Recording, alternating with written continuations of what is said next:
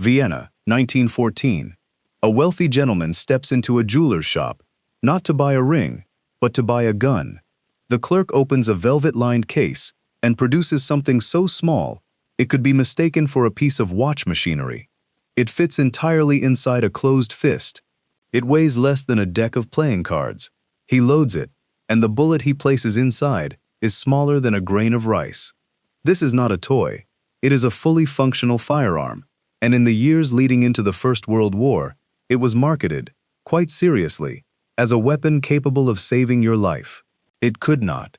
Across the same city, in the same years, other workshops were busy producing artillery breech mechanisms, machine gun tripods, and rifle bolts engineered to survive the mud and brutality of trench warfare.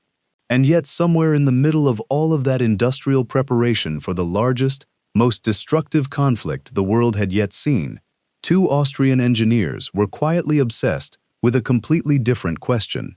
Not how do we make a weapon more powerful, but how small can a functioning firearm possibly be made before it stops working altogether? The answer they arrived at would become one of the strangest footnotes in the entire history of firearms design. This is the story of the 2mm Kolibri, the smallest firearm cartridge ever placed into commercial production, a weapon so tiny it barely qualifies as dangerous, and yet one that carried a real, if wildly overstated, reputation as a self-defense tool during one of the deadliest periods in human history. It is a story less about battlefield heroics and more about the gap between what a weapon promises and what physics actually allows it to deliver. To understand why something this small ever got built at all, you have to go back to the world that created the demand for it. In the years before the First World War, Europe's growing urban middle and upper classes were increasingly anxious about personal safety. Cities were expanding rapidly. Crime, real and imagined, was a constant topic of conversation in newspapers and parlors alike.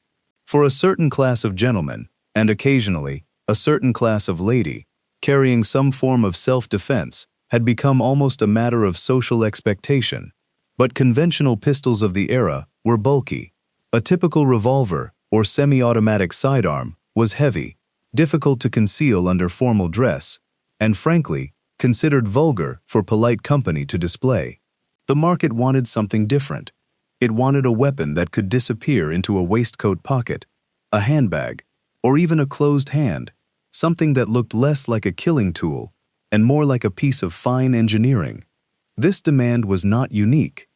Gun makers across Europe had been racing for decades to produce ever smaller pocket pistols, chambered in ever smaller cartridges, each one promising the same thing: real stopping power in a package small enough to vanish. Calibers like .25 ACP, .22 rimfire had already pushed concealability further than most military planners would have considered practical. Belgian, German, and French manufacturers all competed fiercely in this space, each claiming their latest miniature pistol offered the perfect balance between size and effectiveness.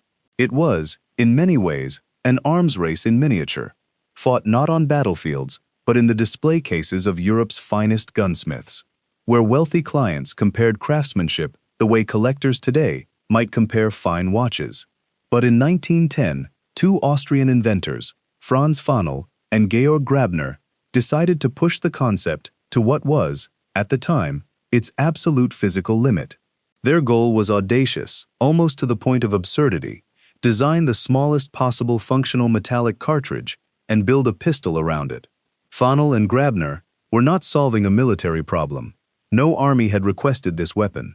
No battlefield doctrine called for it. This was pure engineering ambition colliding with a luxury market hungry for novelty, and the result was a cartridge that measured just 2 millimeters in diameter, propelling a projectile weighing a mere 0.28 grams at a muzzle velocity of around 200 meters per second. It is worth pausing on just how difficult this actually was to achieve reliably. At this scale, the margin for manufacturing error essentially disappears. A cartridge case wall, a fraction of a millimeter too thin, risks rupturing under firing pressure. A primer compound measured incorrectly by the smallest amount either fails to ignite or ignites unevenly, both of which can render the tiny mechanism useless.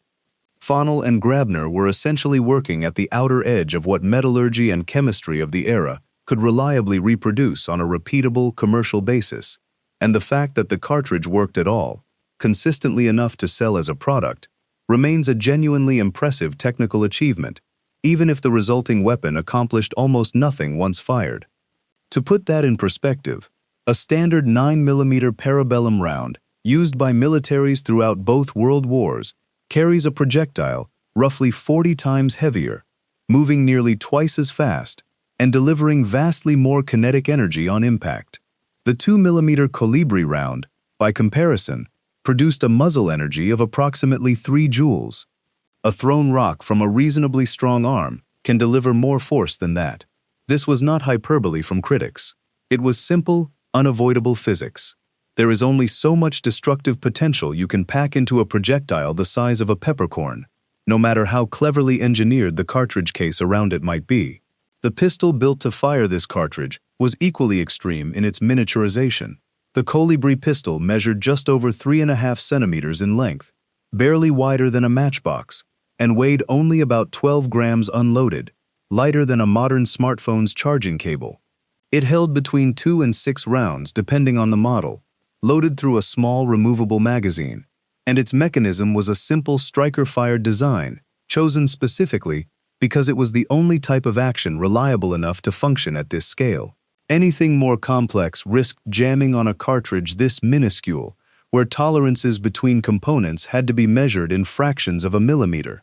Manufacturing a weapon this small presented challenges that had nothing to do with traditional gunsmithing and everything to do with precision machining at a scale most firearms production of the era simply never attempted. Every component, the tiny extractor, the miniature striker spring, the magazine follower, barely larger than a grain of wheat, had to be hand-fitted with a level of care closer to watchmaking than to industrial arms manufacturing. This is part of why the Kolibri, despite its commercial framing as an accessible novelty item, was in practice an expensive, labor-intensive product that only a narrow slice of Europe's wealthiest buyers could realistically afford. It was never going to be a weapon of the masses. It was, from its very conception, a curiosity for people who valued the idea of a weapon nearly as much as its function. Grabner and Fannel's company began producing the weapon commercially just before the outbreak of the First World War, marketing it heavily toward exactly the clientele you would expect: wealthy travelers, jewelers who dealt in high-value goods, and individuals who wanted the psychological comfort of carrying a weapon without the social awkwardness of visibly carrying one.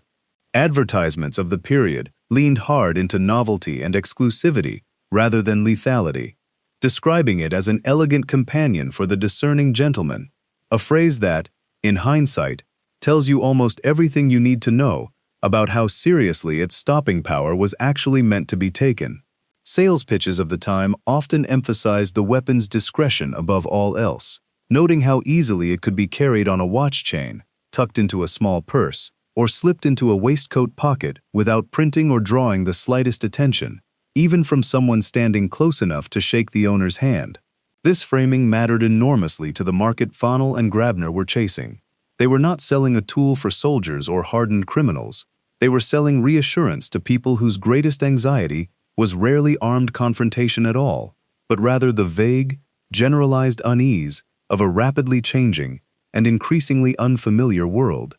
In that sense, the Kolibri succeeded exactly as intended, right up until the moment someone actually needed it to function as a real weapon rather than a fashionable accessory. And this is where the weapon's story takes its darker turn, because as the world slid into the First World War in 1914, some of these tiny pistols followed their owners onto trains, into cities under blackout, and in a small number of documented cases, into pockets of soldiers and officers who purchased them privately as last resort backup weapons, entirely outside official military supply chains. No army issued the Kolibri. It was never standard equipment for any nation's forces, but privately purchased sidearms were common among officers of the era, who were frequently expected to provide their own service pistols, and for a certain type of buyer, the novelty and concealability of the Kolibri made it an appealing, if deeply impractical, personal choice. The problem was immediate and obvious to anyone who actually had to rely on it.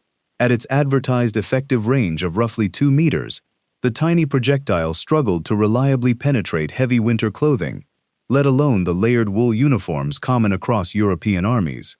Medical accounts and period commentary described the round as more likely to lodge just beneath the skin than to achieve any meaningful incapacitation, and in several recorded incidents, targets struck by the round reportedly did not immediately realize they had been shot at all.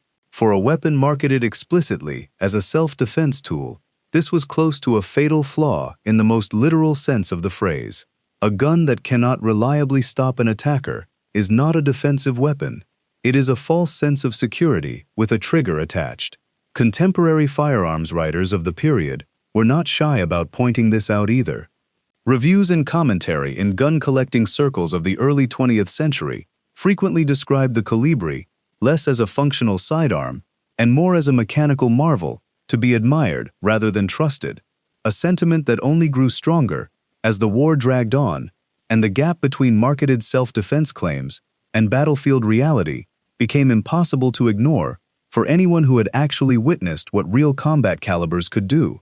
Soldiers accustomed to seeing the destructive power of standard service rifles and pistols had little patience for a weapon that, by comparison, felt closer to a parlor trick than a tool of war. If you're finding this one interesting, a subscribe genuinely helps this channel keep digging up stories like it. Now let's put some real numbers next to the Kolibri, because the comparison is where its uselessness becomes impossible to ignore. Consider the other pocket pistols competing in the same concealed carry market during this period. The FN Model 1906, chambered in 6.35mm Browning, was roughly the same target audience's other popular option, small enough to fit a coat pocket, but firing a projectile that weighed around 3 grams at velocities near 200 meters per second, delivering muzzle energy of approximately 60 joules, 20 times greater than the Kolibri, despite being only marginally larger and heavier. Even the smaller .22 short rimfire cartridge, already considered underpowered by most standards of the day, produced muzzle energy in the range of 45 to 55 joules, still more than 15 times what the Kolibri could manage. 25 ACP, another favorite among pocket pistol manufacturers of the era, generated somewhere around 55 joules of muzzle energy from a similarly sized package, once again dwarfing the Kolibri's output by a wide margin. Against nearly every rival product on the market at the time, the Kolibri was not simply the smallest option. It was the least effective option by an enormous margin, a gap so wide that contemporary gun writers openly questioned whether it deserved to be classified as a weapon at all, rather than simply an elaborately engineered novelty item that happened to fire a projectile. Even measured against the era's other famously small firearms, weapons built decades later and marketed under a similar promise of extreme concealability, the Kolibri's output remained an outlier. Later 20th century subcompact pistols chambered in .22 rimfire or 25 ACP, designed specifically for deep concealment, still delivered several times the muzzle energy of the Kolibri while remaining only slightly larger. The Kolibri did not simply sit at the small end of a normal curve of pocket pistol effectiveness. It sat in a category entirely by itself, an outlier built by engineers who had optimized so completely for size that stopping power became almost an afterthought. This is the central irony of the Kolibri's place in firearms history. Fonnell and Grabner had set out to solve an engineering problem, building the smallest functional cartridge physically possible, and in that narrow sense, they succeeded brilliantly. The mechanical achievement was real. Fitting a functioning striker mechanism, extraction system, and magazine into a pistol barely larger than a car key was a genuine feat of miniaturized engineering for 1910. But a weapon's value is not measured by how clever its construction is. It is measured by whether it does the one thing weapons are built to do, and on that measure, the Kolibri failed almost completely. Production numbers reflect just how quickly the market itself recognized this. Estimates suggest only a few hundred to perhaps a couple thousand units were ever manufactured before production quietly ceased, a tiny figure compared to the tens of thousands of units competing pocket pistols like the FN 1906 sold across the same years. Wartime disruption to Austrian manufacturing certainly played a role in ending production, but so did simple market feedback. Buyers who purchased the Kolibri for its novelty appeal rarely needed to test its effectiveness in a genuine defensive scenario, and those unlucky enough to actually rely on it in a moment of real danger came away. When they came away at all, with a clear understanding of exactly how little protection it had actually offered them. The onset of full-scale war in 1914 only accelerated the Kolibri's commercial decline. As Austria-Hungary mobilized and resources shifted toward the machinery of large-scale conflict, the kind of small precision workshops capable of producing a weapon this intricate found their skilled labor and raw materials redirected toward far more urgent military production. Watchmakers and precision toolmakers who might once have worked on Kolibri components were increasingly needed for fuse mechanisms, optical instruments, and other genuinely war-critical equipment. A luxury novelty firearm, however clever its design, simply could not compete for factory space and skilled hands against the demands of a continent locked in total war. By the time the fighting ended in 1918, the Kolibri had already faded into obscurity, a pre-war curiosity overtaken by a conflict that had rendered its entire premise almost beside the point. There is something almost poignant about the Kolibri when you place it against the broader backdrop of the First World War, a conflict defined by machine guns capable of firing hundreds of rounds a minute, artillery shells that could level entire city blocks, and rifle cartridges engineered specifically to inflict maximum wounding at range. Into this era of industrialized, mechanized killing on a scale humanity had never witnessed, a small team of Austrian engineers introduced a weapon built around the opposite philosophy entirely: minimum size, minimum weight, minimum practical effect. It stands as one of history's clearest reminders that smaller is not always better, and that in the design of weapons, as in so many other fields, elegance and effectiveness are frequently two entirely different goals, pulling in opposite directions. The contrast becomes even sharper when you consider what else was happening on European battlefields during these same years. While engineers in Vienna were perfecting a mechanism to fire a projectile weighing a fraction of a gram, other engineers only a few hundred kilometers away were developing water-cooled machine guns capable of sustaining fire for hours, howitzers that could hurl shells weighing dozens of kilograms over a distance of several miles, and early tanks designed to crush barbed wire and trench fortifications under their own weight. The Kolibri existed at the furthest possible extreme from all of this, a weapon so small and so gentle in its effect that it almost reads as a rejection of everything the war around it represented, whether or not that was ever Fannel and Grabner's actual intention when they set out simply to solve a miniaturization puzzle. Today, surviving examples of the 2mm Kolibri pistol are prized not by soldiers or collectors interested in combat history, but by collectors of mechanical curiosities and firearms oddities, valued precisely for how impractical they were, rather than in spite of it. Original units in good condition can command significant prices at specialty auctions, not because anyone believes the weapon was ever genuinely effective, but because it represents an almost perfect case study in engineering ambition running directly into the unforgiving limits of physics. You can miniaturize a mechanism. You cannot miniaturize the laws that govern kinetic energy, and no amount of Viennese craftsmanship was ever going to change that. Firearms historians today generally place the Kolibri in a curious middle category, neither a true military weapon nor simply a toy, but something closer to a demonstration piece, proof of what precision engineering could accomplish at an extreme scale, packaged and sold to a public that, in the anxious years leading into the First World War, was eager enough for a sense of personal security that it was willing to overlook just how little actual security the product provided.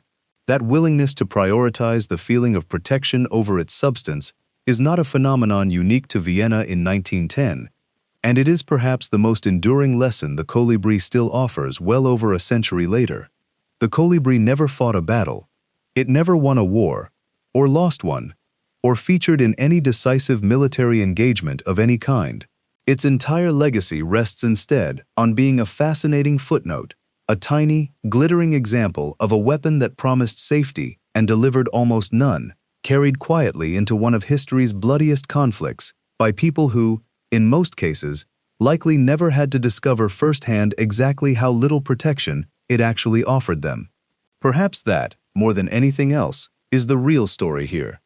Not every weapon built during wartime was built to kill effectively. Some were built to be carried, to be seen, to offer a comforting weight in a pocket during genuinely terrifying times, whether or not that comfort had any real substance behind it at all. It is easy, looking back from a century of hindsight, to dismiss the Kolibri as simply a failed product, a novelty that overpromised and drastically underdelivered. But there is a more generous way to view it too. In an era defined by weapons built for maximum destruction, a small workshop in Vienna spent its energy building something built for maximum discretion instead, and in doing so, however impractically, it captured something true about how ordinary people actually experience fear during wartime. Not as a battlefield calculation of joules and muzzle energy, but as a quiet, persistent need to feel, even briefly, and even falsely, just a little less vulnerable than the world around them actually allowed. If you want more stories about the strangest, smallest, and most overlooked weapons in military history, subscribe, and I'll see you in the next one.